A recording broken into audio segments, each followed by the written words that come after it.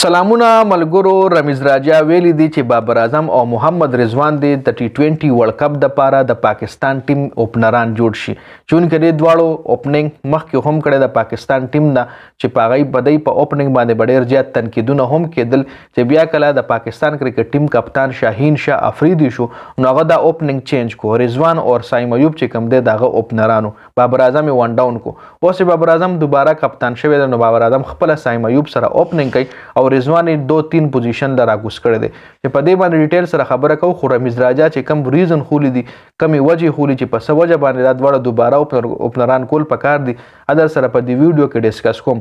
تاسو به هم خپل رائے ما سره شریک کوئ چې آیا رمیز راجا ټیک وای کنه، آیا رضوان او بابر له دوباره اوپننګ کول پکار دي کنه. نو خپل رائے به سره ضرور په کمنټ کې شریک کوئ. جی یو خو رمیز راجا ویلي چې دواړو ته دوباره اوپننګ پکار دي ځکه رمیز راجا چې کمی وجه خولي او وجه خدا خولي ده چې دای الریډي خپل پرفارمنس په پاست کې په T20 فارمیټ کې ډیلیور کړی دی.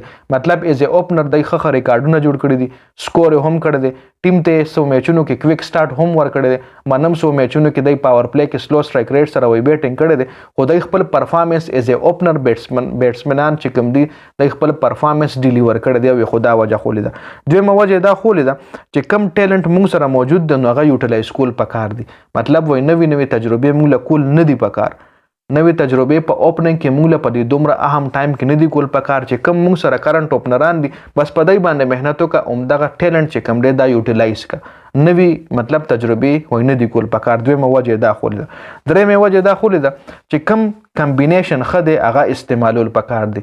مطلب د بابر او د رضوان کمبینیشن وای موږ سره خروانو نو دا ولې نه استعمالېږي بیا ولې دای د اوپننګ نه کټ کړی شو او میچ وای دای اخیره پورې بوتل شي. دای چې کله اوپننګ وکي نو میچ اخیره پورې تلی شي. مطلب دای تعالی کویک سٹارټ کنم درکې نو 7-8 اور پورې دای اوپننګ پیر چې کوم روان وي چې 7 اور دای تعالی وای دا سره رمیز راجا دا وجه خولي درې غټي وجه خولي دي. یو وجه دا و چې دای پرفارمنس ډیلیور کړی الریډي ایز ا اوپنر. دویمه وجه دا و چې کم ټیلنٹ موږ سره موجود دی هغه یوټیلایز کول پکار دی.